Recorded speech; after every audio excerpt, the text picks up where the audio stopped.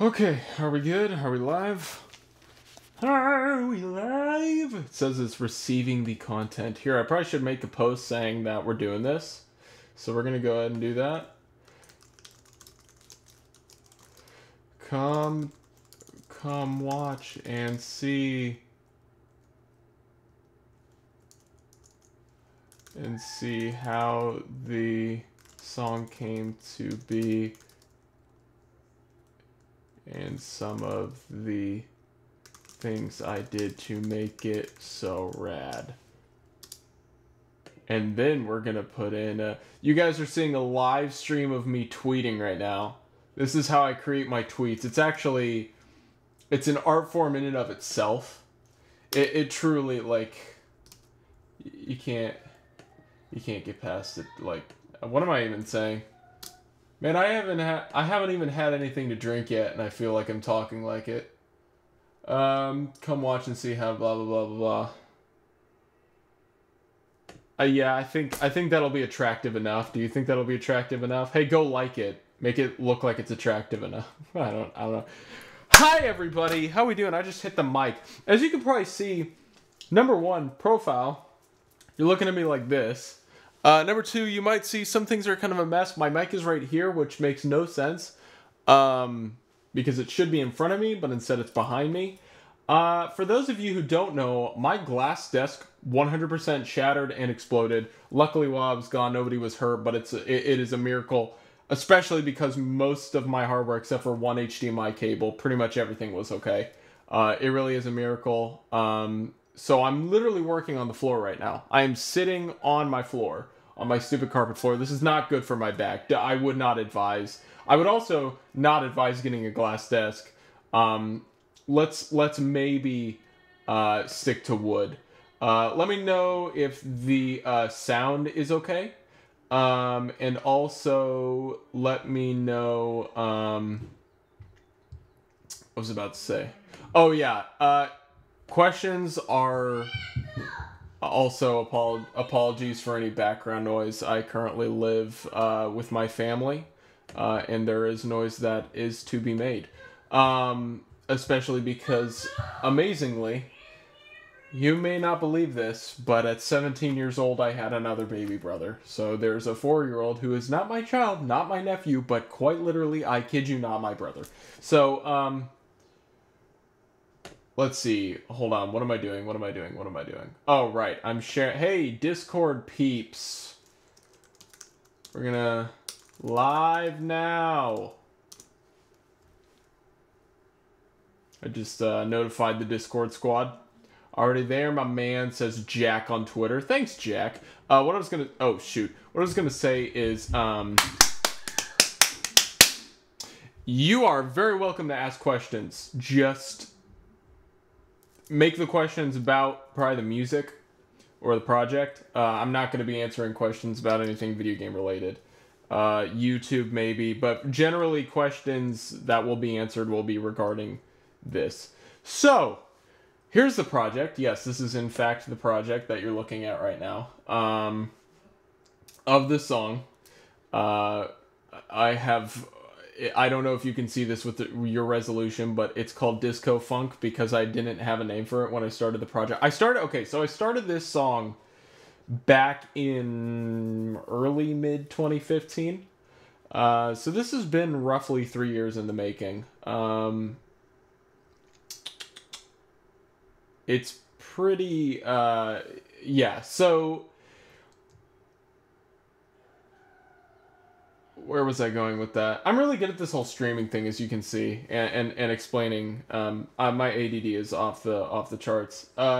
So, yeah, as you know, you heard it as the RTTTA theme, and the reason it's the RTTTA, it wasn't made actually for RTTTA. In fact, when I rebranded and essentially rebooted RTTTA on my main channel, moving it from GC Waves, I realized I didn't have a theme song, and I thought this one was fitting with kind of the aesthetic and the vibe of RTTTA, so I just decided to take a snippet of this track as I was working on it and just throw it into throw it into RTTTA is kind of the theme. So this song was not made for RTTTA. It's not an expansion upon that. The show actually came after the song, or the show as it is now.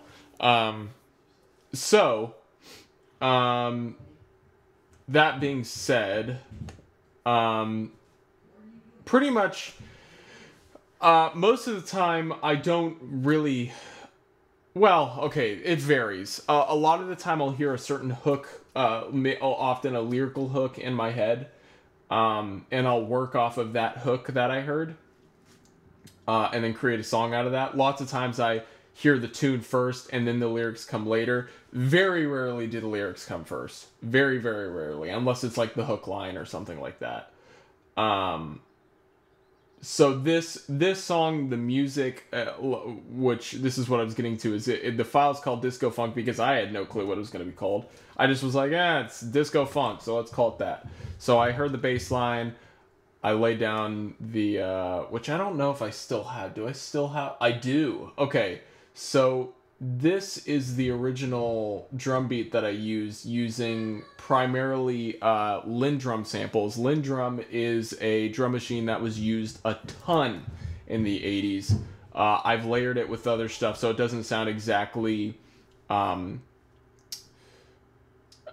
sound for sound. I don't know what word I'm looking for there. Exactly like the original LinnDrum, but you can hear LinnDrum now in music. 24K Magic is a LinnDrum. That's a LinnDrum. Pretty much, probably 70% of Michael Jackson's Thriller was LinnDrum. So, right. That was the original, and there's also reverb on it because, oh yeah, I should probably get to that. So, this is the original. I planned on pretty early on. I was thinking I'll probably replace. I don't think immediately I thought I'd replace it with real drums, but I definitely was thinking about it. I started this track in Logic Pro 9 actually, so transferring it to Logic Pro 10, some of the sounds and some of the plugins and the algorithms changed. So yeah. So that's the original drum beat. You probably remember even hearing that because while it does sound different because I ran it through Logic Pro 9 and again the algorithms were different and mixing was different, that was what you heard in the RT all the way up to the latest one, the RTTTA theme. Pretty much the song, well, for copyright reasons I'm not going to play it, but if you go look up There It Is by Shalamar, Shalamar, it's an old disco track that really didn't make it out of the 80s. It's kind of was one of those songs that I feel is generally forgotten, but it's such a great track. And it was kind of the overall inspiration of the track. It's kind of what gave me the idea to write it and make it sound how it does. And that song's probably 81, 82. But fun fact, the bassist was co-choreographer for, like, one of the co-choreographers for Michael Jackson throughout the 80s. And he also was the one to teach Michael Jackson the moonwalk, so fun fact. So yeah, that was kind of the initial inspiration, and originally everything was a lot more reverby. I don't think I have the... Well, you know what? No, I probably do, but I'm gonna have to probably use... Well, here, let's see if we can do this. So I'm gonna open up Finder. I don't think you guys can see this. But what I'm doing is I'm gonna open up Finder, and I'm gonna throw in one of the older work-in-progresses, as we call them, of the track. So we're gonna go to the file, to the folder here, bounces, and then we're gonna go to, oh shoot, okay, so it was pretty immediately called What If. Okay, so this is what it originally sounded like. We'll go ahead and throw it into the project here so that you guys could, because I currently only have it where you guys can hear anything coming out of Logic or my microphone. By the way, everything's sounding okay, right?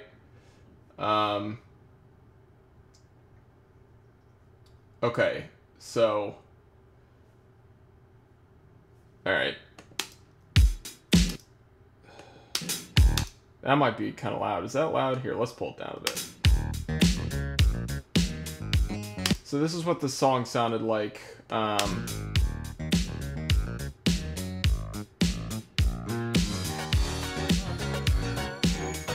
This is one of the earliest versions of it.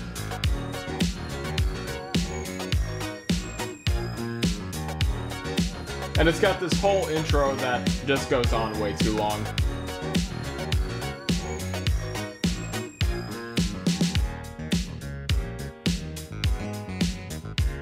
Right, and you've got your piano there. Everything is, it almost sounds more MIDI, I think. And I went way more subtle with that in the final thing. But as you can...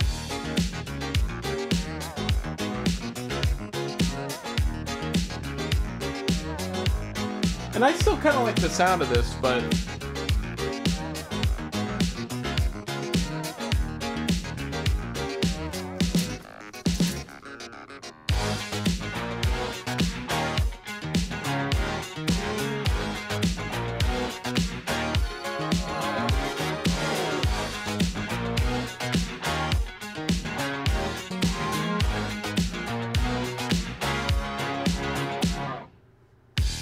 So yeah, it definitely sounds different. It sounds it almost does have a little bit more of an 80s flair to it than even the final mix does, I think.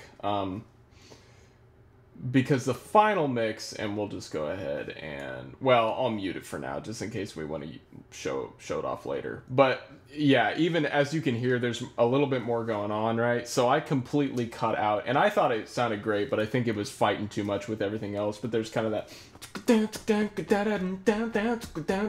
It got too busy with the rest of the track.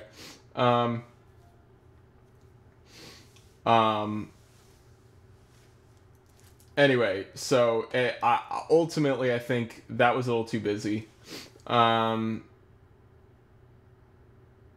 That said, pretty much as I was starting to think it was getting somewhere, I suddenly heard Redbone by Childish Gambino.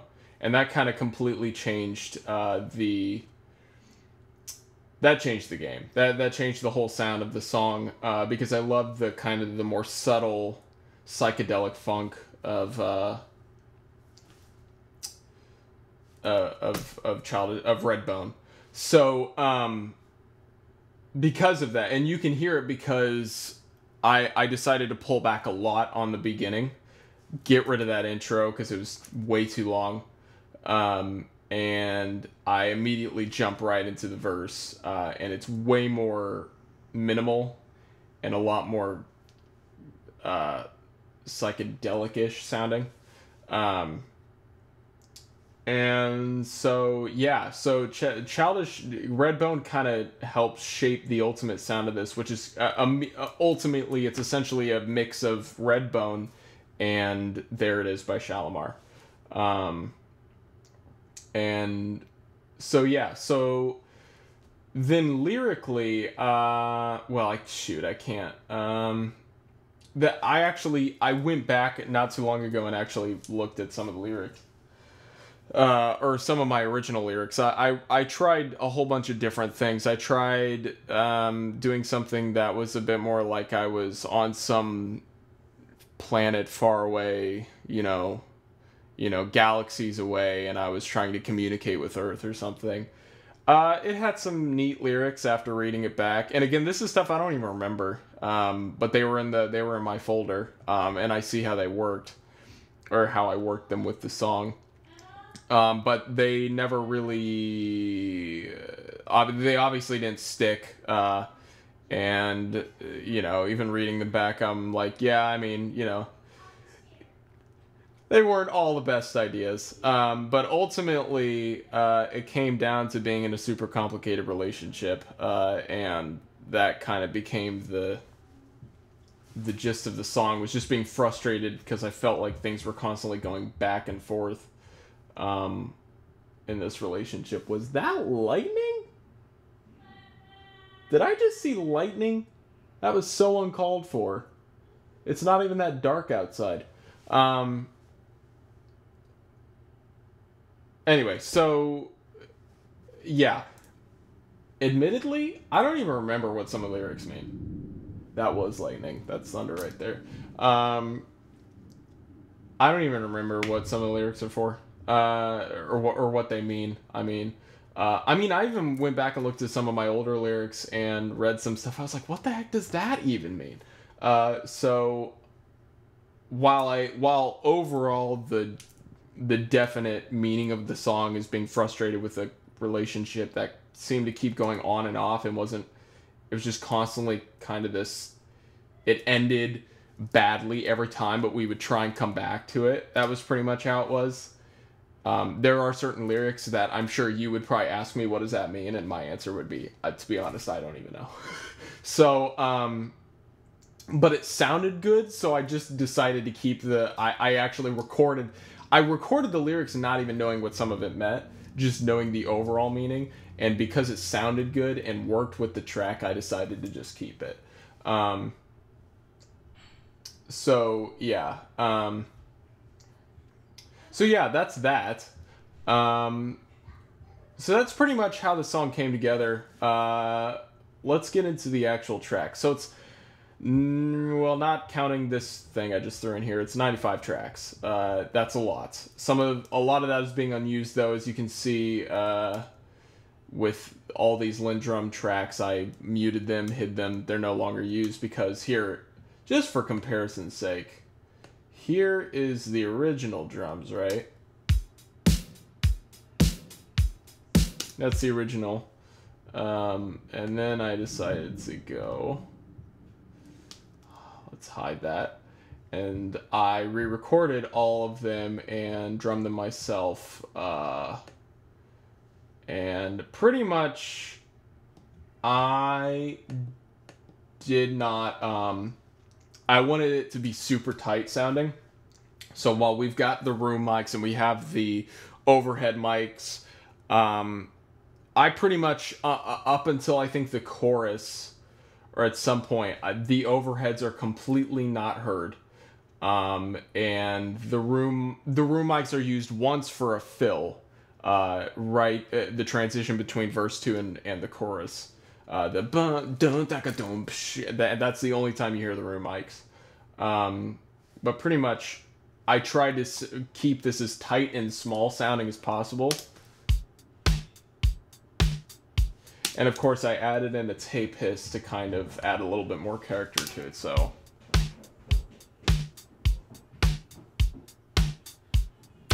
and then you've got your snaps there, which the snaps have been there the whole time. Just some Logic snaps.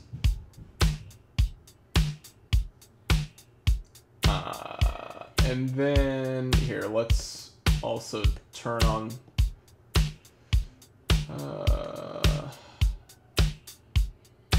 and then there's a build up. And... so there's your overheads right there. Yep. And then that's just claps. How many claps are there? So there's four tracks of claps that I did. Oh yeah, and then I also cheated, but we do this all the time in the studio. Pretty much layered the crashes because I didn't want the overheads to be too loud, but the overheads are also what are giving me the crash, because there's no mics directly on the crash, at least not when we recorded, though I'd be open to trying it.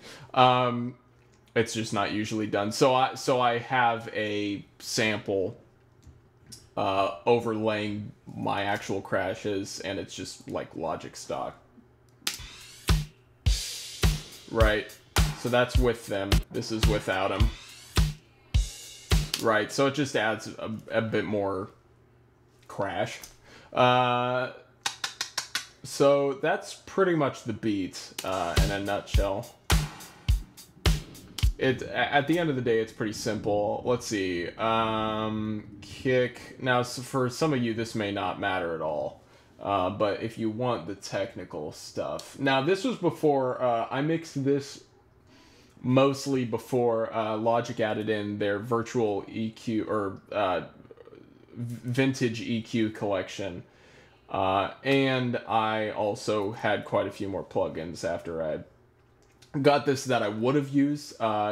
Probably for the kick, I would have used a vintage EQ, vintage console EQ, and just cranked the low end, probably in the 50 to 60 hertz. But ultimately, I did not do that. I've got two EQs here. I don't know why, actually. I don't remember why now. So that's my first EQ. Okay, so the second one is just trying to drop out a certain frequency there.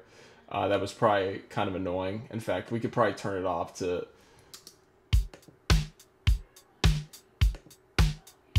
Yeah, it's just taking out just a tad bit of that, of a high end that may have been fighting with other frequencies there.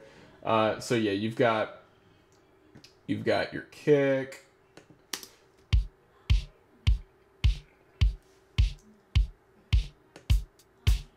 Right, there's your hat where you can hear a bit of the snare. And I've completely dropped all the low end there. So that's without the EQ. That's with the EQ. And then I've got a noise gate on it. I've also got a noise gate on the kick. That just helps get rid of some of the sound of the other drums that we don't need. And then snare... Oh, so I think snare bottom is used later, though, isn't it? It is, yeah. So I'm only using the top mic for the snare here for a bit.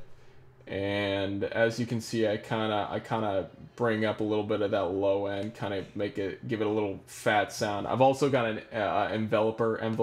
I don't know how you say it, but pretty much what this does, it'll take the audio signal.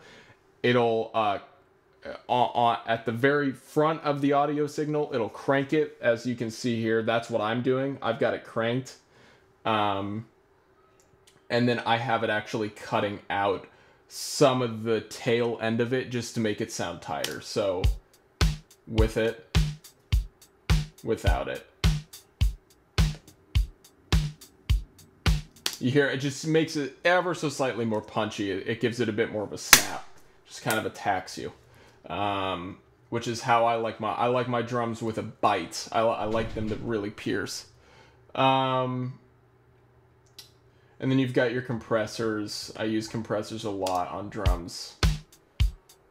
Not heavily, but I like in the same vein as the enveloper, it'll pull it back. It's pretty much what the compressor, at least with the drums, what I'm doing is I'm taking that audio signal and like a millisecond after it hits, pulling it back to give it a bit more of a punchier sound. So it's like, duh, duh, rather than being like a, you get what I'm saying? So, and I do that with like the kick, I definitely do that on, because it just gives it more of that punch. So there you go. That's the technicalities of, I don't want to bore you. So that's the drums. The bass is fake, believe it or not. I'm sure you knew that, but it is. In fact, if you look right here, it's literally freaking like, Charlie Puth with his Attention song kind of blew me away, because I thought it was real bass that was spliced up. Like, I knew it was edited, but I didn't think it was 100% fake. It's 100% fake. The bass in Attention is fake as frick. It's Trillion. I'm not even using Trillion. I'm using Motown bass, which is just a stock Logic bass here. Because a lot of this stuff that I built it back in 2015 when I didn't really have a lot of those plugins. Most of what I had was stock. So... But I got it to sound real fat there. So here's my EQ that I'm messing with. Now, the thing about the channel EQ, which is why these days I would be using the vintage console EQ instead for the lower end stuff, is I like the color and I like the warmth that it gives bass or kick. I think it adds a lot more character than channel EQ, which is just improving the frequencies, which is perfectly fine, and it's worked great for me for a long time, but it doesn't add that same kind of color that I'm often looking for. I've also got distortion here. which is shaping a lot of the sound on night and day.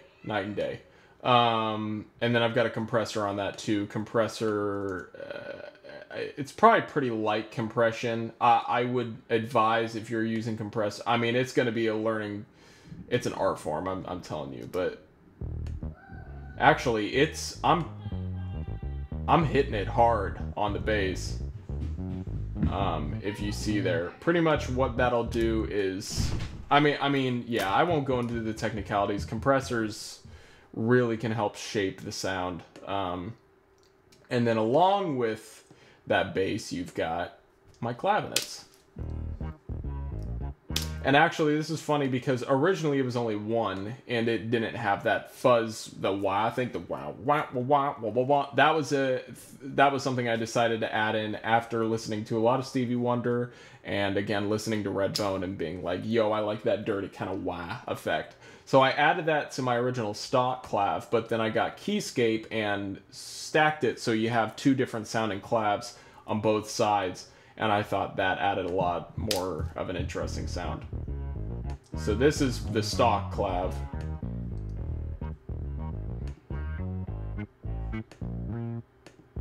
Yeah, I don't know. I like it. And then you've got this little muted electric thing I've got going here. It's just a...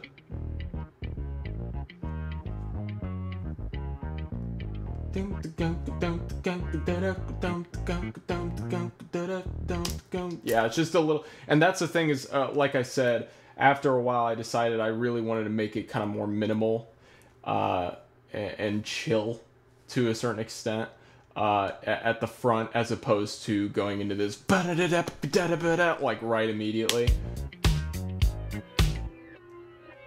And what that all that is obviously just a spliced up reverse piano.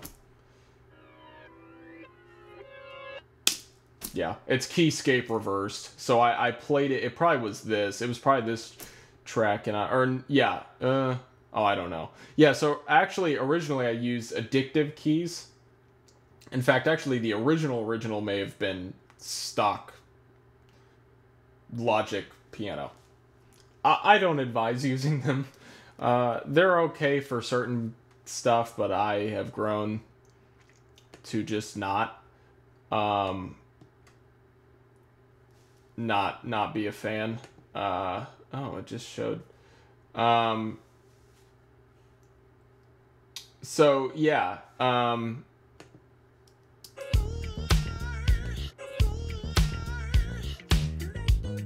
Oh yeah, let's focus on that.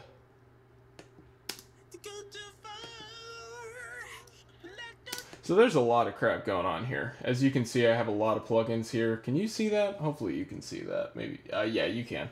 Well, I don't know if you can see it in detail, but my webcam thing is over here. So, so I've got a lot of effects running through this. And again, a lot of this was because I liked how kind of strange the vocals sounded in Redbone. And originally... the vocals in the first verse. In fact, I don't know if this is them, but we can sure check. I don't know if this is the original vocal. It is, and I did not have that pitch shift on there. Oh, well, I added it thinking maybe I'd try doing it, and I didn't like it. I don't even know how to start. So that's the original vocals. But then again, Redbone changed everything, and I was like, yo, I like the falsetto idea. So instead, I pretty much put everything in verse 1 up an octave in my falsetto. So it became...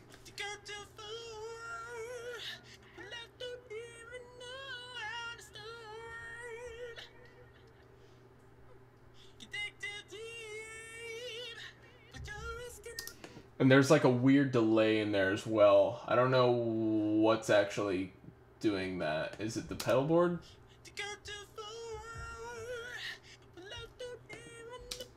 It's the pedal board. So on the pedal board, I've got a little bit of a fuzz thing going on, and then I've got this delay. Yeah. Oh, and it's I think it's on reverse delay too, so it's real weird.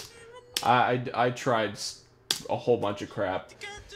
You've got your EQ, your compressors, you got a microphaser here, and then we've got a J37 tape emulation, which I love because this thing adds a lot of color. And this is actually something I got later too, but I just decided, at least on the vocals, I really wanted to add it. It's a subtle thing.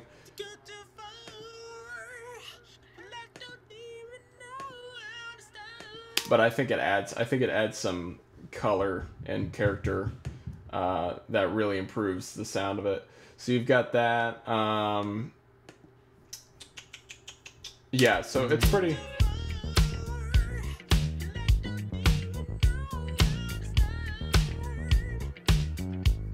Yeah, and then you get your weird 80s synth there.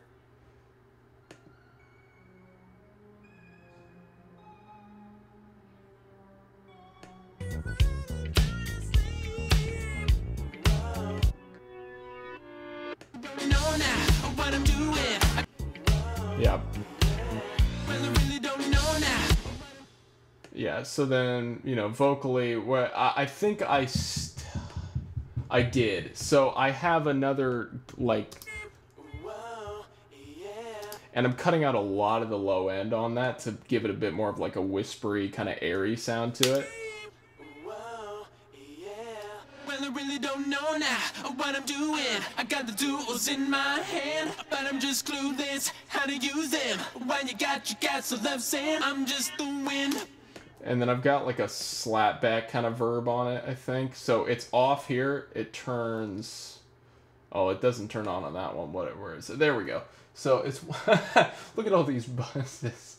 Oh, right. So I've got what we call. Well. What we call, I don't remember. I'm forgetting the term for it, but essentially, it's parallel mixing. That's it. So pretty much what I'll do is I'll send the track to another auxiliary, to a bus, and then what I'll do is just slam. As you can see, the threshold's way back here. So I've got it now. Of course, because the send is so low, it's actually not doing a whole bunch. I've also got the input way down here.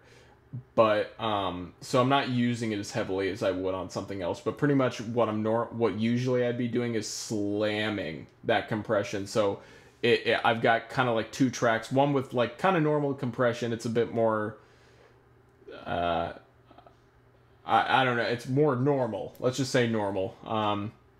But then a second auxiliary that's just slamming it, and it's just like heavy compression. You know, up the wazoo, and it just kind of it brings out certain syllables and words more, and I think it often adds a bit more punch to the vocal. So what I've got here is I actually have two of the same exact performance, but one is copy pasted with a ton of fuzz on it.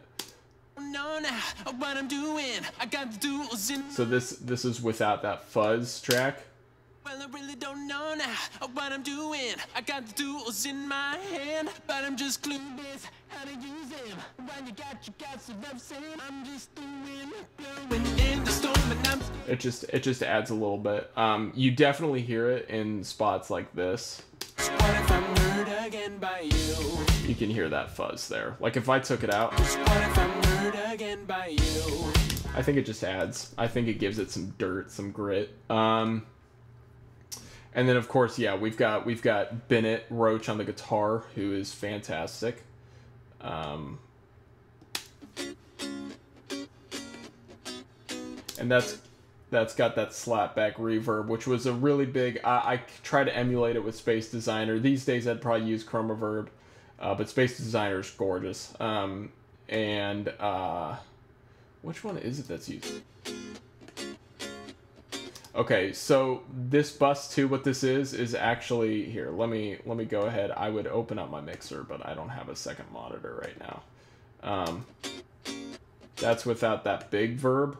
But what I've got is kind of this more roomy reverb, which gives it a bit of a wider sound. So if I turn that off, this is what it sounds like. That's like completely dry. There's nothing on it there except for the obvious, like, I mean, dry in terms of effects, not EQ or compressor. Right, so that's with that room reverb on. It just gives it a bit of a larger, wider sound. And then you've got, of course, the slapback, as I call it, reverb, which is, it kind of treats itself as, I kind of turn it into a delay. People that use, I mean, a ton of people did this effect in the 80s, but most recently, like what I heard yesterday that totally uses it, is Janet Jackson's Nasty. That song is entirely this kind of slapback reverb sound.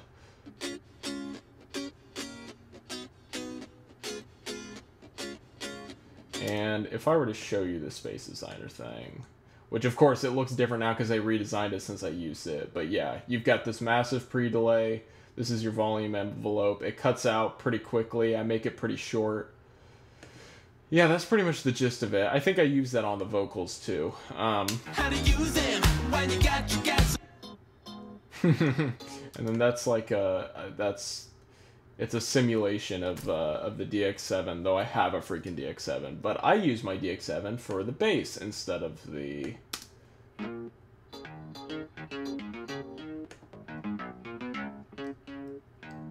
It's spliced up all weird. It sounds horrible on its own, but.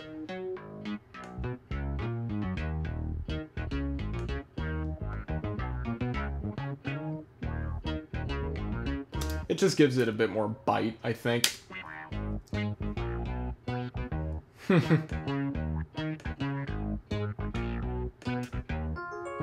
There's the DX7. That's the real DX7 right there. And for those of you who don't know, the DX7 is on every 80s song. Like, if it's not on... It came out in, like, 82 and was pretty much used on everything after that. So, if you want the 80s sound, use a DX7, or an emulation of it. DX7 and Roland D50 pretty much ruled the music industry in the 80s.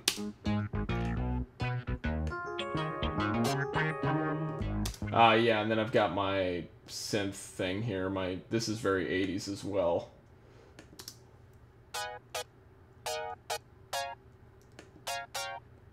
And there used to be a delay on that, but I guess I dropped it. I guess I probably just made this track too busy, so I dropped it.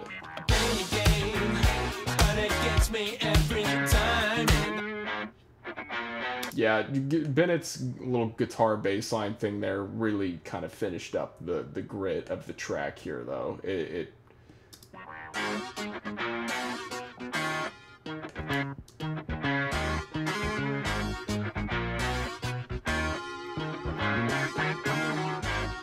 And that's also, I called Audio 3, I guess I never gave it a name. But what that is also a DX7.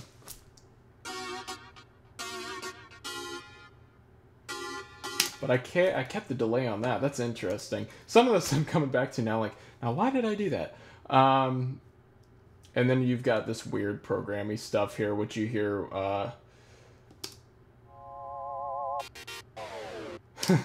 this weird crap. So you hear that, right? It's kind of just, it's under the mix, but it's there. Yeah, so that's pretty much that. Of course, you've got your funky.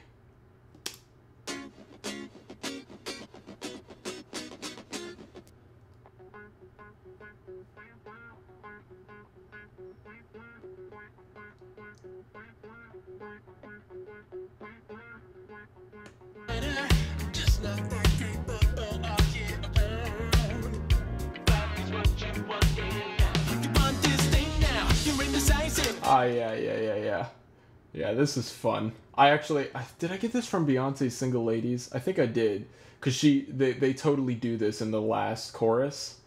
If you like, yeah, because it's like, if you like it, won't you put it down, and like in the last chorus, it's like, whoom, whoom, whoom.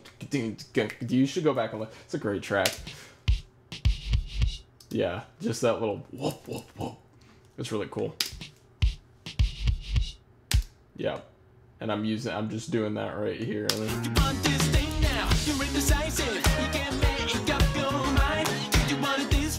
Yeah, so, and then you've got this thing now, you're indecisive. Do you want it this way, or that? So yeah, I ultimately, I think, use Addictive Keys for pretty much all the piano. Most of the time these days I'm using Keyscape, but Addictive Keys does have a certain kind of quality to it that I like. So yeah, and then you've got your vocals doing their thing.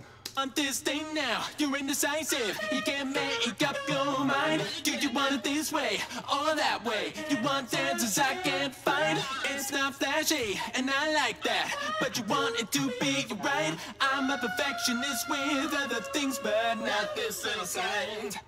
I play a game, but it gets me every time, and I'm brought to shame. And to kind of add to the natural kind of grit sound, sometimes I'll tweak a little bit with pitch stuff. Sometimes I'll throw light pitch correction on it just because I like the sound of it. Other times it's to quite literally fix up a performance that I like the performance, but I can't get my voice to.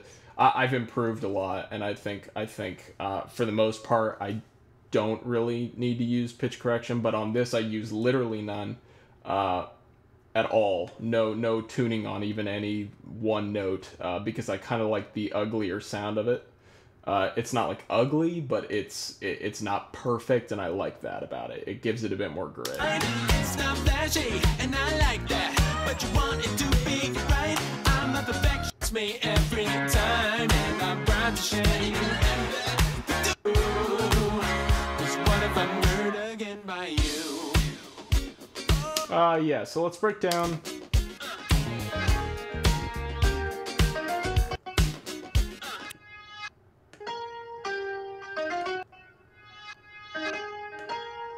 Again, this is Addictive Keys. Again, crap ton of filters on it. You've got a rotor, which kind of gives it that, in some ways, a 60s vibe, because they really used Leslie cabinets a lot back then. That completely changed. In fact, that might be the largest factor to the sound. And then I've got an overdrive, which is kind of giving it some of that bite. Sitting like this, like an idiot, is killing my back. Do not ever do this. In fact, never break your desk. Never have a desk that breaks like this. Good lord, sitting on the floor.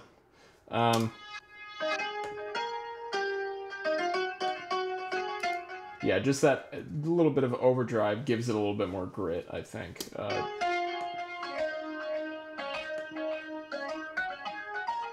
And then I think the direct mix, I'm just centering it. I wanted it to sound more mono. It was a little too stereo without it. I thought it was too wide, which usually in this day and age you want things to sound wider. Nah, not with this, no. And then I've got a phaser, which is giving a little bit of like a wow, just very subtle. Wow, I'm Birdo now. And then you've got your compressor, and I'm throwing another tape emulation on it.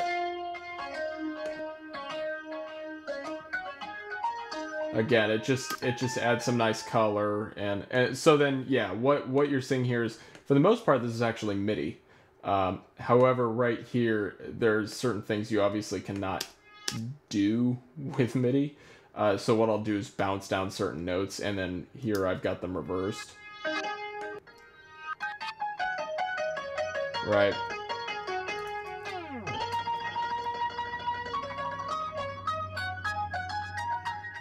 Yeah. Simple as that. And with this, actually, just because I thought it made it even weirder, I intentionally slightly pitched up. As you can see here, slightly pitched it up as it went. It's subtle, but it's just slightly more weird, and I liked it. So that's that.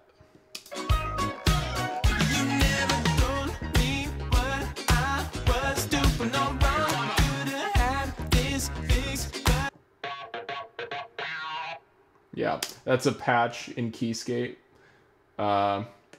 This is Keyscape, by the way. Killer. I adore it. Lead Y1, and then I made some adjustments to it, and that's pretty much it.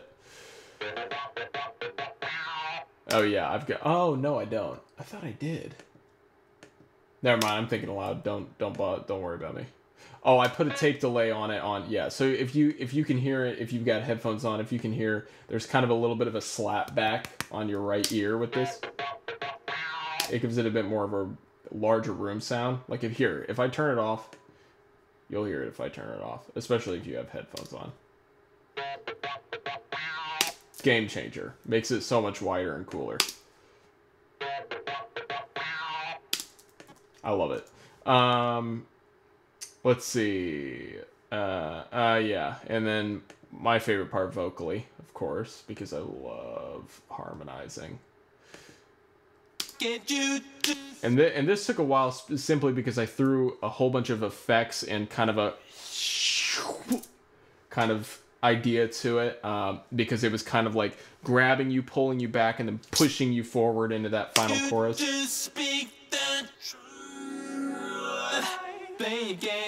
Oh yeah, and it's anticlimactic because I didn't have my lead in there, which is like that. Why can't you just speak the truth?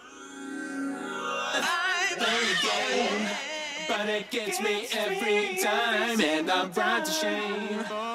But do I even try? And the waves keep getting closer, and I know just what to do, but I'm afraid to. Why can't you just speak the truth? Yeah, that's just What if I'm hurt again by you? Yeah, I just think it's a great, and that was actually a last minute addition to the audition. Good lord, to the track. This truth that was actually not there. It was originally just why can't you just speak the truth? I play a game. So that last like do just speak the truth.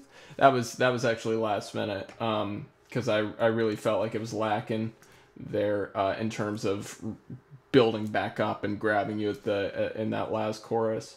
And of course, I also just wanted to throw in some harmonies because I felt like it wasn't Garrett enough without him.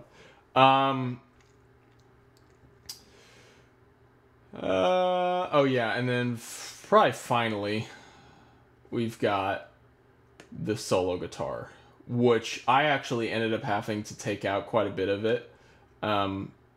Which can be painful, but just in terms of arranging and making sure things didn't get too busy and fighting with each other, but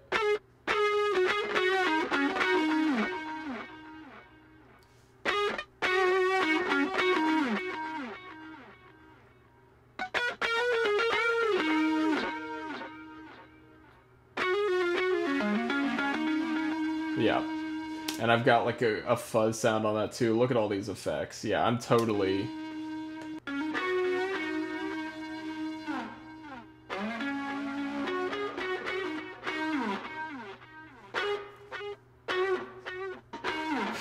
That's a fun... Yep, and then that ends the song. So, Killer, I let Bennett take the ball and roll with it there. He just ran with it. And it was great. He did it sounds solid. And then I added some fuzz sounds and just made it sound a little bit more kind of psychedelic in a way. And 60s-ish, I think. Because it sounds a bit more shimmery. I think it sounds great. Yeah. I think that's it. So I will, I'll answer questions now. We only have 19 people now, because I guess a lot of people are like, well, screw this. But I'll answer questions now, so have at it. Does anybody got any questions, either regarding this or the album as a whole? Like I said, I'm not really going to be answering questions about, like, you know, unrelated stuff or video game stuff.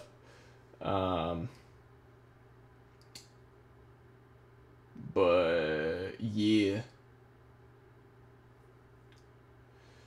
the Keyscape is not that expensive. I think it's $400. It's like half that. Here, in fact, I will.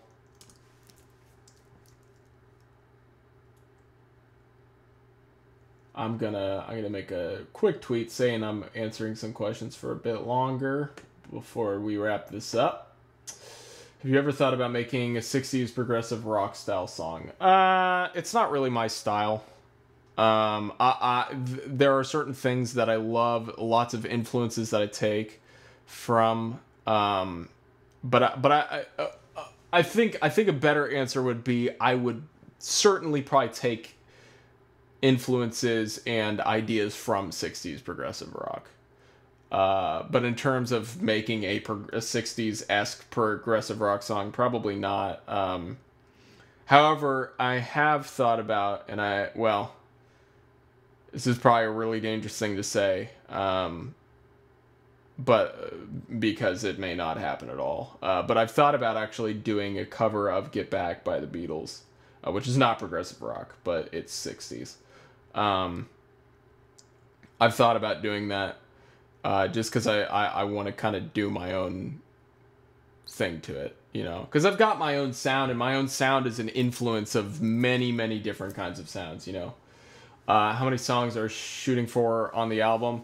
There's probably going to be between, I'm going to say probably around 9 to 10 tracks on the album.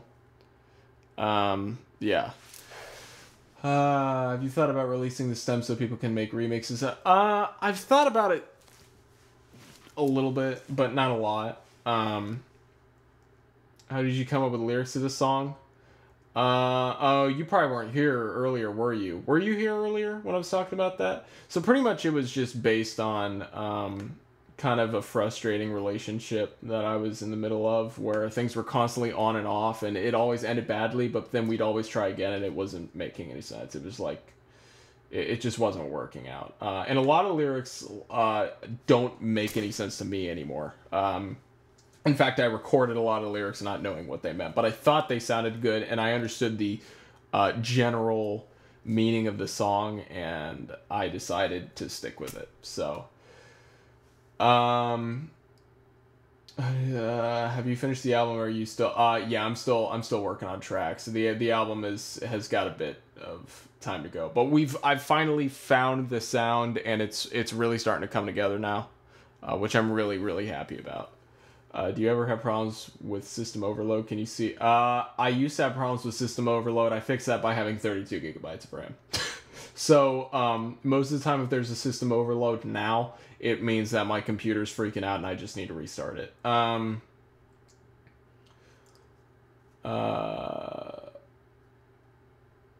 Do I ever listen to my own music? Absolutely. If I don't enjoy listening to my own music, I don't think it's good enough. If I can't enjoy listening to my own song 100 times over and still rocking out to it, it's not good enough.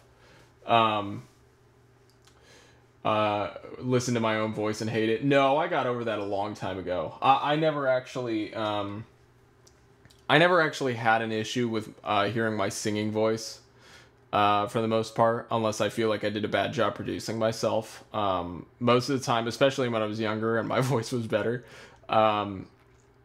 meaning pre-puberty, I love my singing voice. What I did hate hearing back was my talking voice. And I even hated that for a while after my voice got low and pretty much hasn't changed. But what changed that was just doing so many YouTube videos that I just kind of got over it.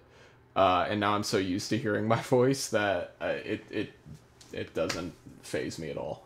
How do I get my singing voice so high? For lots of practice. In fact, I've improved my range even since singing this song. If I really warm up, I can actually hit higher notes than I could a few months ago. I've been really working hard to improve that. But yeah, there's also falsetto, and falsetto is yeah, that's useful because it gives you a whole extra, at least an extra octave. Falsetto does, and especially if you really learn how to kind of mix it with your chest voice, you can get certain parts of your range so freaking loud with your falsetto, which I think there's actually a term for mixing it with your chest voice. That you can be a powerhouse at higher ranges than you thought you could hit.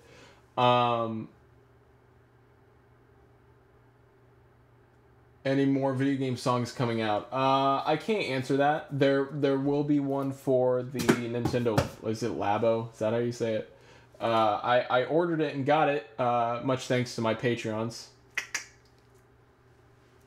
Y'all rock, and you can get my songs for free and other things for free, and exclusive early looks at things if you join my Patreon.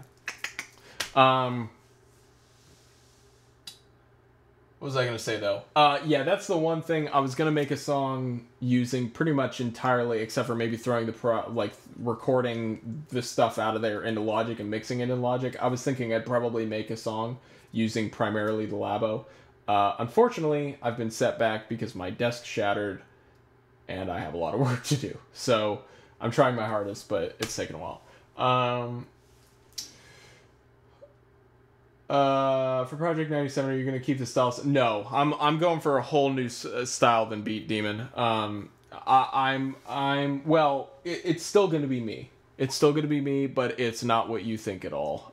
If What If is any indicator, What If is definitely an indicator of how it's definitely going to be a different sound than the Beat Demon. I don't believe in doing the same thing numerous times, maybe just slightly differently or something, which I know some artists do.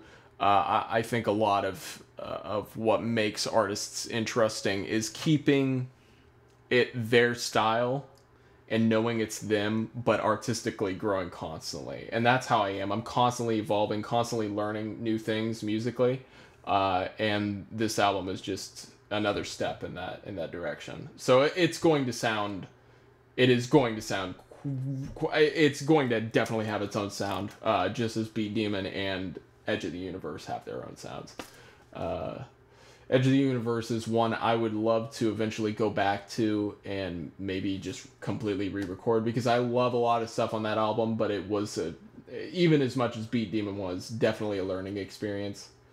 And there's a lot of crap on there I hate now. or not hate, but at least I'm like, I could have done such a better job. But, for being 13, 14 years old when I did that album, I can't hate it. I thought I did an okay job for the time. Let's see. Is Mark Ronson one of your inspirations for the new album? Not directly. Not directly, no. But I think his impact with Uptown Funk has really helped Top 40 music in general. Not that I'm Top 40, though I'd like to be. Hey, help me out, guys. But I think he and Bruno have kind of single-handedly improved the quality and made a lot of the masses realize, oh, this is what we've been missing. But in terms of being like a direct influence, I wouldn't say so. Do I have a job beside YouTuber or musician? No. In fact, YouTube is just kind of extra bonus income now. Most of my income comes from music composition or synth work for other people, or composition for video games and stuff like that. So, Project 1997 going to be more groovy than strong beats? Blob, what do you mean by that? I mean, I really like Beat Demon, but I think What If I'm Hurt Again might be my favorite song. Well, thank you. I'm really glad. Yeah, I really think it's an improvement on the Beat Demon. I feel like at this point, it's just like every album, every project I do, every song I do, I'm hoping to be an improvement upon the last. So, yeah. You got me back into Logic after getting out of music. I thank you for inspiring. Oh, well, I really appreciate that, dude. I'm really glad that I could be that person. Like, I that's always very honoring to me. For real. I'm terrible at acting. Except, thank you, man. Thank you. No, but really, I really appreciate it. For real. When you plan to release that cover on Everybody Wants to Rule the World? Oh my gosh. So what did I say I was doing that? Gosh, you guys scare me. You remember things I don't. Like, I've been planning on doing that. I just don't even remember telling you guys I was going to do that. So yeah, I am slowly working on a cover of Everybody Wants to Rule the World. I don't know when it'll be out, but it is in the making. And I'd like to have that out sooner than later. In fact, if I'm really feeling it, it may become part of the project. So Terminate and What If I'm Hurt. Terminate is actually probably my favorite song off of the Beat Demon these days. So Cynthia, yes I can. You don't have to like it as much, but I can do a better job. How do you get into making music? Just start getting into it. There really isn't a sophisticated, specific answer. Grab an instrument, a cheap keyboard, start playing. If you've got a Mac, grab GarageBand. iPad, grab GarageBand. Just start messing with it. And if you're really committed to it, and if you're really into it, you will learn new things every day. And yeah, that's about the best answer. You'd like to see me try? Oh, I won't try. It'll be a breeze. I can kick their butts. I'd love to do something with them, to be honest. I would absolutely love to produce an album of theirs. But I could totally do it better. I could totally do it better. Everybody Wants to Rule the World. I mean, the original Tears for Fears is by far the best one, and will always remain the best one. But I can easy do a better cover than NSP. Easy.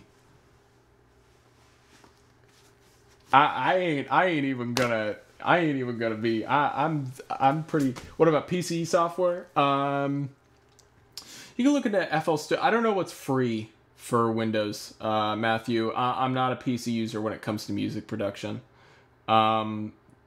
So I would look into that.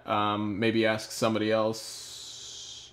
Because I can't. I can't answer you on PC stuff.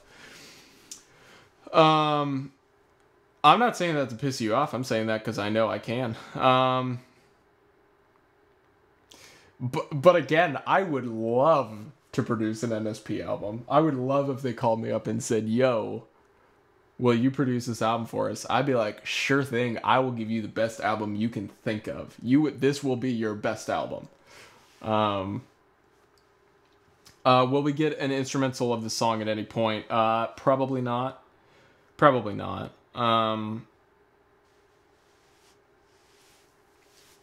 There you go. Harrison just answered you. Who was it that asked the question again? Matthew. Harrison gave you an answer. Because, again, I don't really know. That was an Instagram stream. Oh my gosh, you were there for that. That's so crazy. Yeah, okay, that's right. I did the Instagram stream of me trying to figure out an arrangement for it.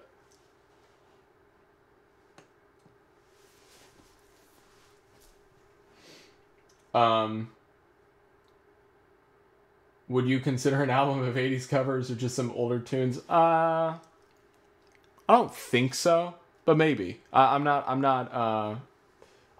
open to it. I'm open to it. Here, I'm gonna go ahead. We'll do this for a few more minutes. Any other questions regarding music or my project or What If I'm Hurt Again? I'm going to tweet out about the song.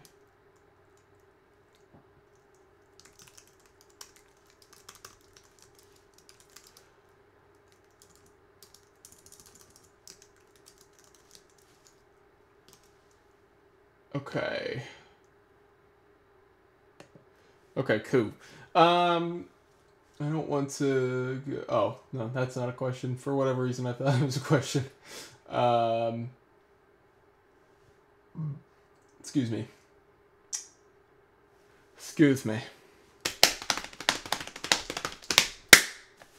Keep asking questions if you have any. I'm open for a few more minutes. Let's go. Let go. Let's do it.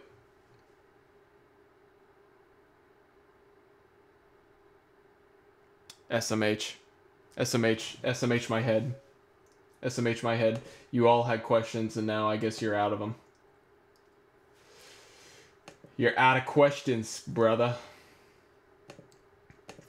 Here we'll take this to Discord. Let Discord squad know I'm still. How long have you been working on this song? What if I'm hurt again? It was nearly 3 years. It was almost 3 years. So I started it. Yeah, I answered this earlier, or I didn't answer. I explained it earlier, but yeah, the short answer is nearly 3 years. So. Started it in 2015. And again, like I said earlier, it wasn't made for RTTTA. RTTTA, when I rebranded and rebooted it for my main channel, needed a theme song, and I didn't have one, and I just decided to use this track. Honestly, as a placeholder, but I decided, well, it might even be good advertisement for when I actually finish this song. So this song isn't actually an expansion upon the theme, but rather the theme is a shorter version of the track that I had been working on.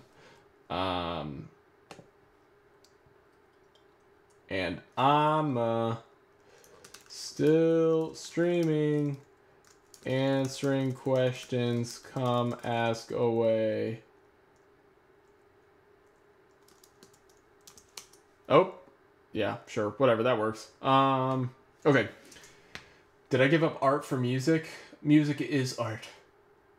But are you talking about like Are you talking about like drawing? Because I sketched a lot. And I don't as much anymore. That kind of sucks. I need to more. Because I sketched a ton. I thought it was going to be a cartoonist. In fact, I thought that, I was going to work at Pixar.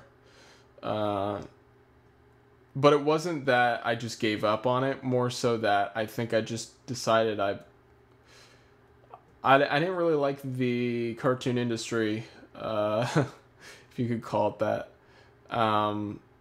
as much by the time I was like 17 or so. I was just like, I don't know, it's not as magic. It doesn't have the same excitement about it, especially even Pixar doesn't have the same excitement about them as they used to. And that was kind of disappointing for me, and discouraging. Will I remix more video game songs? I mean, the last time I did that was a long time ago. Unless there's something I'm not thinking about. Or you're considering a remake something else. Chances are maybe. There's actually a track I've been meaning to throw on SoundCloud. In fact, I streamed it SoundCloud for a long time, and I just haven't gotten around to finishing it, which is essentially a remix/remake of the Enter Password song from Pilot Wings, the original SNES version. What are some of your musical influences for this album? Oh gosh, it's all over the place. So last time around, I would say it was probably primarily a mix of Michael Jackson, Dirty Loops, Janet Jackson, Justin Timberlake. This time around, there's Michael Jackson still an influence, but more subconsciously than directly. I would definitely say, well, a lot of top 40, because it's improved so much, has actually shaped a lot of it. It's hard to say, because it's so, in fact, there's probably more even subconscious influences all over the place with this album than even the last one. So it's hard to say, but at the end of the day, it still is pop and it's still R&B. It's just a whole new sound for me. Let's see, what other questions? Somebody get this dude to 1 million subs. Boy, that'd be awesome, wouldn't it?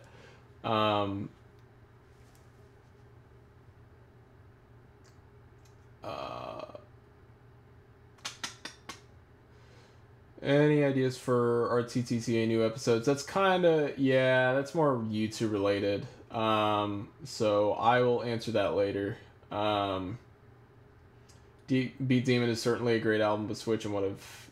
Yeah, I think so too. Switch is maybe my favorite song I've ever done. I'd like to go back and adjust the mix a bit, but Switch might be... Now, I know there's definitely, like, looking back at it now, I'm realizing, oh, there are some certain things I could have done to make it maybe catch on for more people. But for myself, I love the song.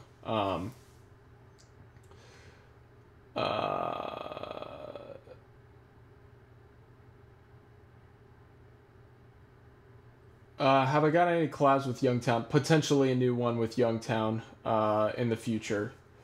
Do I like Catechorus? Catechorus? It's Catechorus, isn't it? We've never actually talked directly, but I know about him, and I've watched quite a few of his videos, and I really enjoy them. But if he knows about me, it's only indirectly through like somebody like Youngtown.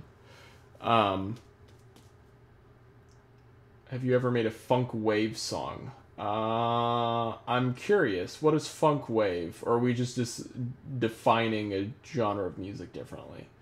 I'm interested now. Would you ever show off your old sketches? Oh, crap. Hold on. Let me see. Let me see if I have any good ones. Most of these aren't old. Like, they're, you know, a couple of years old. Maybe 3 years old at most. Well, I guess 5, give or take. Depends. Oh,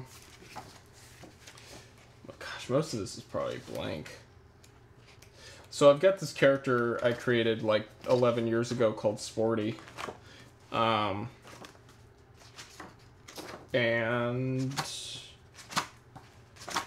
I know I still have fun drawing him from time to time. What is all of this? This is not mine. Somebody else did that.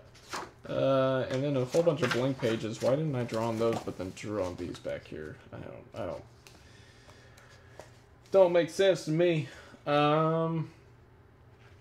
Okay, so here's a stupid one that I did. Yeah, and I was a little rusty, but I don't know. It doesn't suck here. I need to be able to see what I'm dealing with here. Okay. Can you... Oh. Come on. Come on. There you go. Can you see that? I know it's kind of small. Well, shoot. Since it's only me, we're going to do this. This is super not pro, but there you go.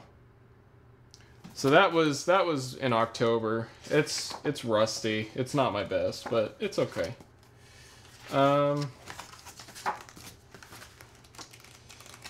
Yeah, this is kind of an exclusive look. I never show this stuff off. I actually still use my drawing abilities to storyboard. I storyboard a lot for my videos.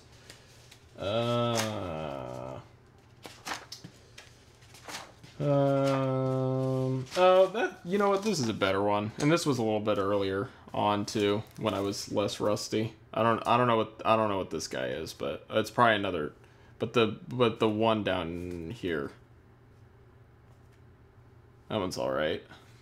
Yeah, this says character I created named Sporty. It's a really, really, really incredible name, if I do say so myself. You know, 11-year-old me. I don't know, is there anything else in this sketchbook?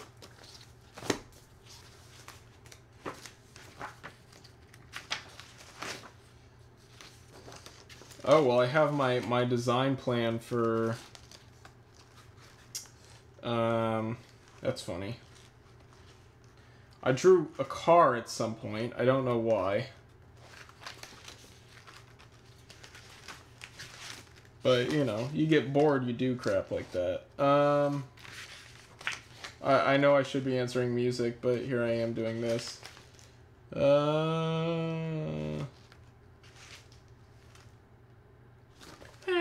It's meh. That's from like 2013, I think. Some chick. Yeah, I dated it. It's 2013. What the fuck is that? I don't know what some of this stuff is, man. This is new for me. Oh! It's my design for, it was my idea. So, some of you may not know. Gosh, that was so weird. There you go. There's that. Yeah, so I actually deliberately designed kind of what I would, as simple as it may have been with the hoodie and the pants, it was actually a deliberate decision for the Beat Demon album. And the hair. The hair was, I grew out my hair like that because I wanted my hair specifically for the Beat Demon thing. The emo hair thing, as we all define it these days. So I am trying to catch up.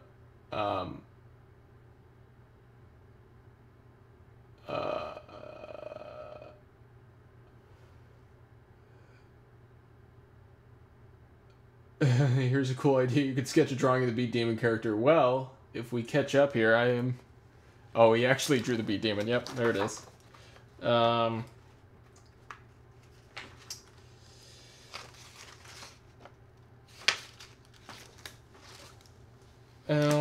that side one... I mean, the anatomy is never supposed to be quite right with him because he's a freaking cartoon character. He's not supposed to... But I can't see myself again. Again, ignore that one. That one's crap. That one's alright, though. That one's pretty good. Oh, wrong way. I don't know. Is there anything else in here? I don't know if there is. These are just a couple. I've got a million sketchbooks. But, yeah, that's it. That's kind of a... That's an idea.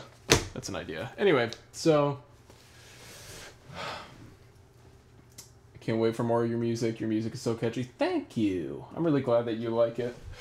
I'm a pretty good character designer. Yeah, I hope I am. I feel like I could probably take advantage of the fact that I do so. Sporty. Yeah, not snorty. It was sporty. Snotty. Swear to God. Oh, they're joking. They're just screwing around.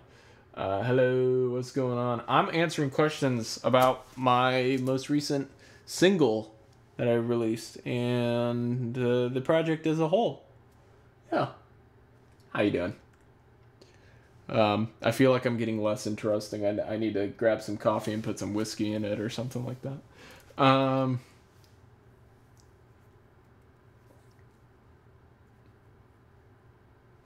Yeah, well, the Beat Demon I drew is actually terrifying me. I'm like sitting here like, wow, I was emo's frick, dude.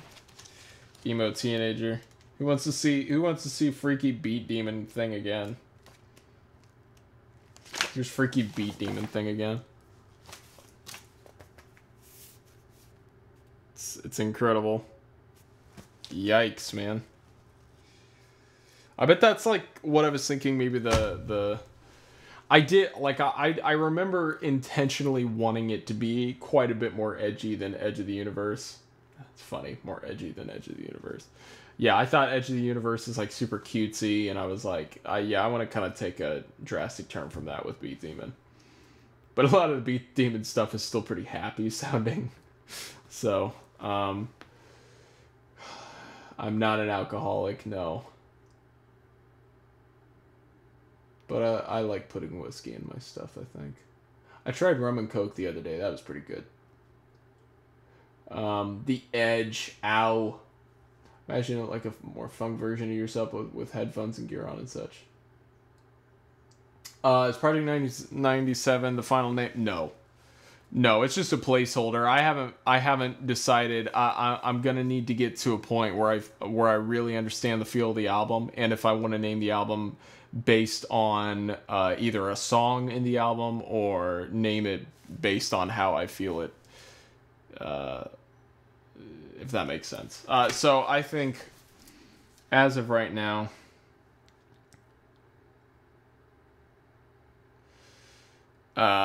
it's not Project 1997 to answer your question. No.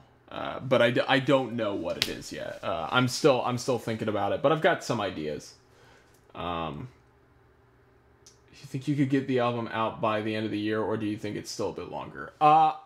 You know, honestly, preferably. Oh gosh, no, it's dangerous to say. What I'm gonna say is yes. I'm gonna say yes. It's dangerous to say because I don't wanna give any high hopes for anybody. Because I don't know yet. I do have certain goals, but I'm keeping them quiet because I don't want to throw anybody off. What would I say my main genre of music is? Probably in between R&B and pop. I'd say I'm R&B and pop.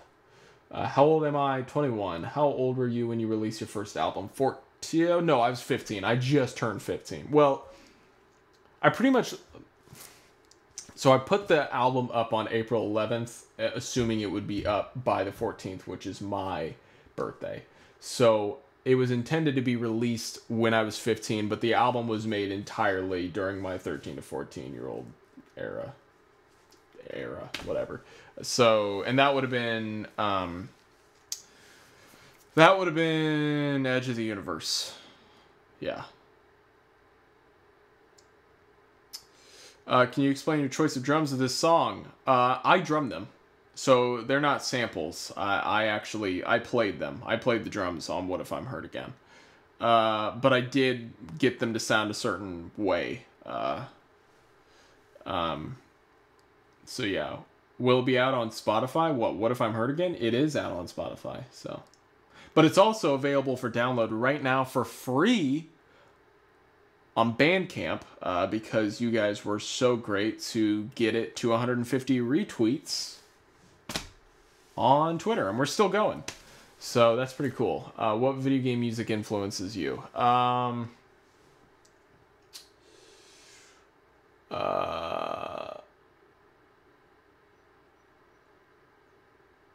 totally blanked there. I would say Wave Race 64 is a big influence. I would say how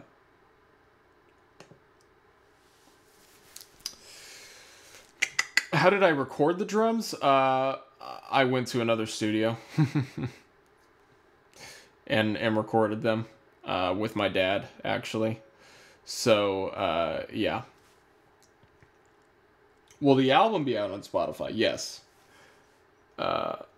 Okay, so Cynthia, what I'm confirming is you can't do anything. You just can't.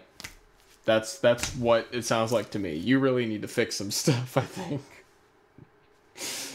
First it was PayPal, then it was, or maybe it wasn't PayPal, but it was Patreon. Oh, brother. I love you, Cynthia. What is your modern outlook on Settle and Smash? That's a little busy for me, but it's still one of my favorite tracks I've produced. It's a little over compressed and busy for me, but all things considered, it's great. I'm still happy with it. Okay, so what video game music influences you? Yeah, Wave Race 64 would be a big one. I would say Sonic Adventure 2 was a big one.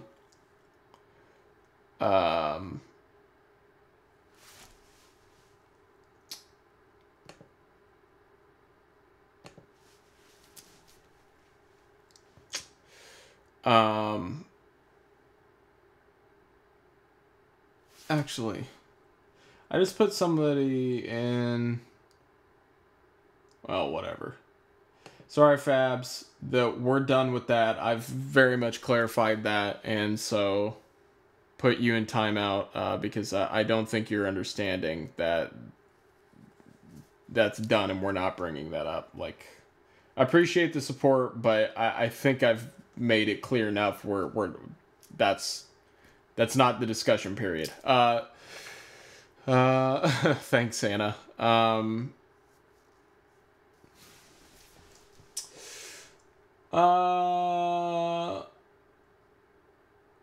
Yeah, so Sonic Adventure 2, Wave Race 64. I'm trying to think if there's any other video game influences that have been really heavy. Oh, Ripple.Zero. Herder. And haven't touched Wave Racing. You've had it for 4 years and you haven't touched it. Matthew, what are you doing? It's like one of the best. Come on. Trust me, play it. I don't know if you're into like racer games. Maybe you won't like it, but I adore it. It's one of my favorites ever. I'm trying to think what else musically like in terms of video game stuff. Video game music definitely has had an influence on me, but I think overall, you know, musical artists themselves have probably had a bigger influence on me. So, yeah. I'll go for, let's say, 5 more minutes. And then, yeah, 5 more minutes right now. 5 more minutes. Let's make this an hour and a half long stream. You still haven't touched Mario 64 because you're silly. Sonic 3, yeah, that would be another contender for influential, I suppose. Yeah.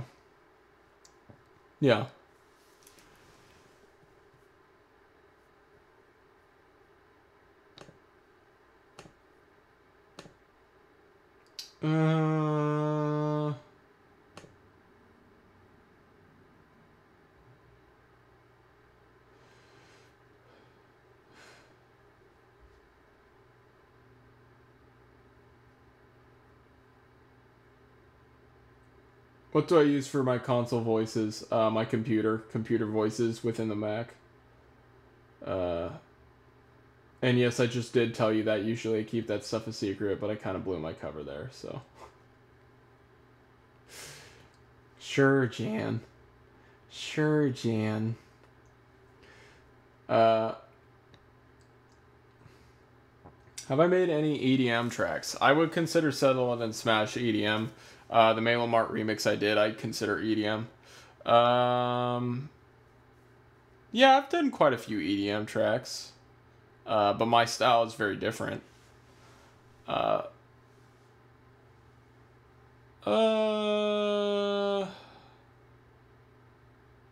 You heard Yoshi in What If I'm Hurt Again? No, I don't know where you heard that. I think you're hearing things.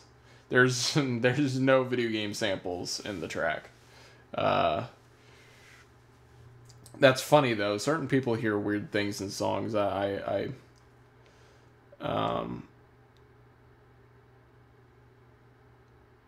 What will become a Be Like You if I read? I'd probably just write a new ballad. Or just cut it. I may just cut it entirely. And just not do anything else. EDM stands for Electronic Dance Music. Wait, you've never heard the term EDM before? Freaking non-Americans. All good, Virtual Alliance. See you later.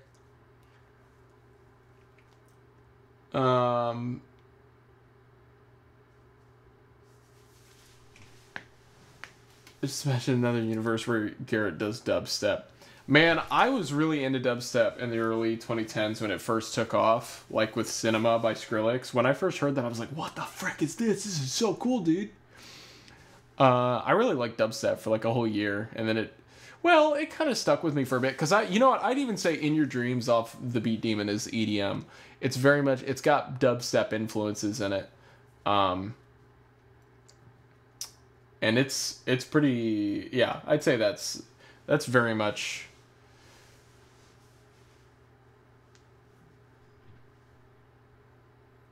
Yeah, that's right. Cynthia, you love Avicii, and Avicii's literally EDM. I can't believe you've never heard that term before. That's incredible. Oh my gosh, that's amazing. But yeah, I'd say dubstep actually has had some influence on some of my stuff in the past.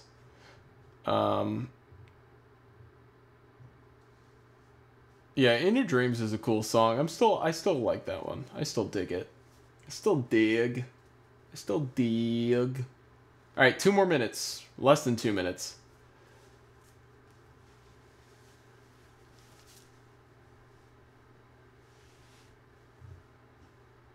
Virtual line, you said you were leaving. It doesn't matter. We got 2 minutes left. Anybody got, or really 1 minute left. Anybody got anything else before I go? Any last questions? Get them in now before I get out of here. Was the Open Your Eyes song based on the Final Dungeon music? The Open Your Eyes music was based on the Mountain song from Breath of the Wild. Remember, because the original, because we actually started working on the song before the second trailer came out. So we based it off the music we heard in the first trailer, which is, of course, the... Yeah, and then I just kind of wrote based off that. In fact, I'd love to explain that sometime, but maybe not now. But I did write the music based on kind of the concept and mindset of that mountain song from Breath of the Wild. So, am I hyped for Smash 5?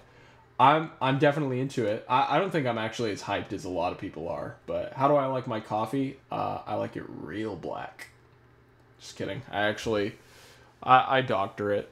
I can't do it straight black. I can drink it straight black, but I don't enjoy it. How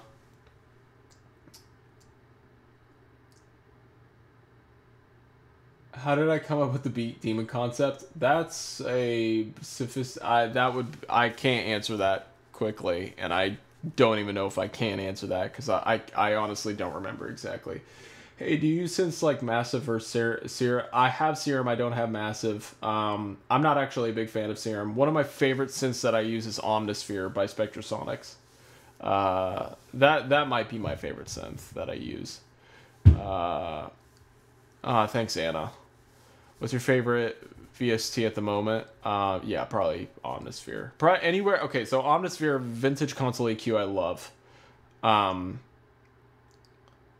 Oh, Lord. Chromaverb is so much fun to mess with right now. Love Keyscape. Are you planning on making any new music videos for upcoming? Yes. Yeah, I do. Where do you find the field that you were in? Where did you find the field that you were in and open your eyes? Down the street here in good old Spring Hill, Tennessee. In fact, I recorded all the ambient sounds you actually hear in the track with like the crickets and the walking and the grass and the wind. That was all actually recorded on a portable mic in that area. So it's pretty genuine. That was not stock sound effects actually. The horse was stock sound effects. I couldn't get a horse.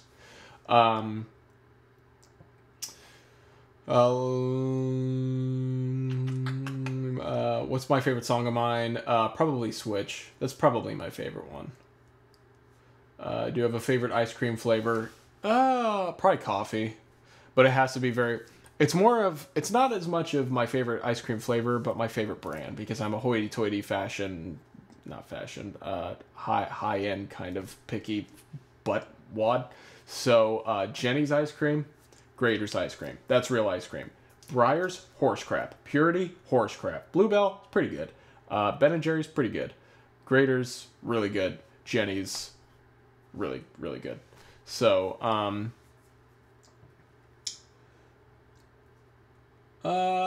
favorite RTTTA. Oh. Probably which Sonic game is the best. That's probably my favorite one. Yeah. Alright, well, the questions are slowing down, which means I'm done. And actually, I'm 3 minutes overdue. So we're gonna call it. We're gonna call it there. Thank you everybody for joining. Thank you for the 200 plus retweets on Twitter. Be sure to follow me on Twitter. Follow me on Instagram. It'd be cool if you follow me on Instagram. It's a good place to go. I've got a Discord. If you're interested in joining that, if you haven't yet, Cynthia can link you. I'm too lazy. Thanks, Synth.